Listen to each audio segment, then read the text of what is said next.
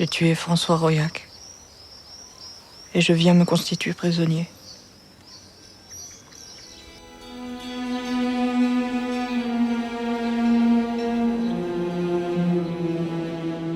Bruno Redal s'inspire d'un fait divers qui a eu lieu dans le Cantal en 1905, qui a vu un jeune paysan de 17 ans assassiner un enfant de 12 ans avant de se livrer de lui-même aux autorités, en disant qu'il fallait qu'on l'arrête, sinon il allait sans doute le refaire.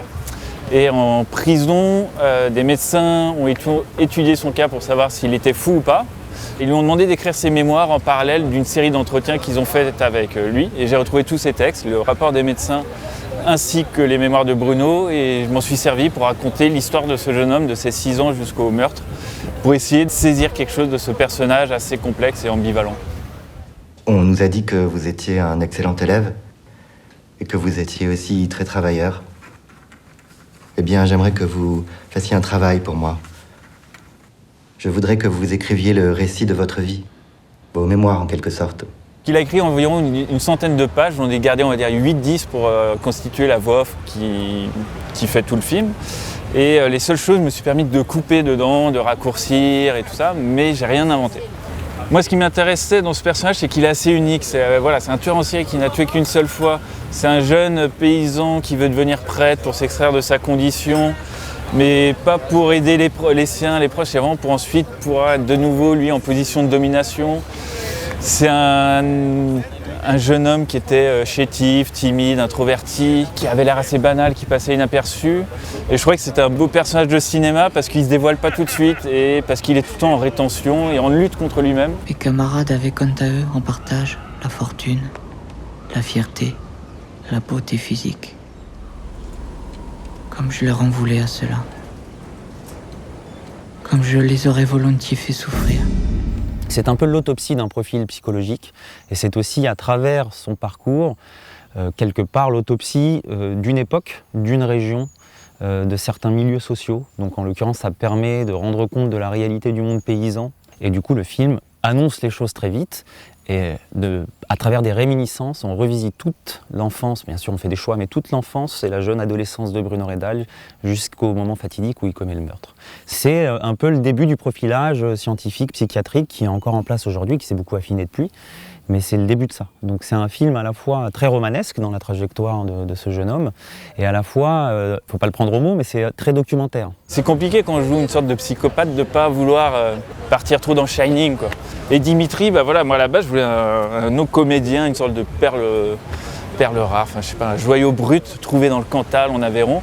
Et quand j'ai rencontré Dimitri, il m'a fallu 3-4 essais de casting avant de me convaincre qu'il pourrait le faire parce qu'il est dans la vie extrêmement opposé au personnage. Action. C'est un acteur vraiment incroyable. Une fois que je me suis dit, ce serait un travail de composition de A à Z, dans la posture, sa voix, son accent, tout. Je me suis dit, là maintenant c'est devenu un personnage de fiction, on peut prendre des libertés, on peut se réapproprier un peu le personnage et l'amener vers ce qui moi m'intéressait de raconter avec lui.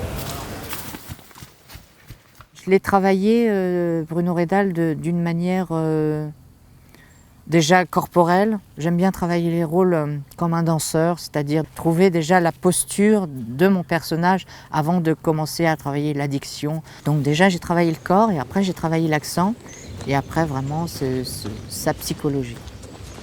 Ah, me disais-je, à quoi bon lutter contre le destin? Tu dois être assassin. Ce qui doit arriver arrivera. Réjouis-toi. Tout à l'heure, tu vas terrasser Blondel. Bruno Redal de Vincent Leport est un premier film français d'une qualité rare, sinon exceptionnelle. Impressionnant de maturité pour saisir la complexité de la nature humaine à travers l'entomologie d'un crime et de son continent noir, celui de la jouissance en relation avec la sexualité. Et maintenant, place à l'équipe du film. On a commencé ce tournage il y a 2 ans et donc on est très heureux de vous le montrer en grand, en vrai. Et donc je remercie beaucoup de gens, tous les partenaires du film qui ont aidé ce premier film qui était sur le papier pas forcément évident à accompagner.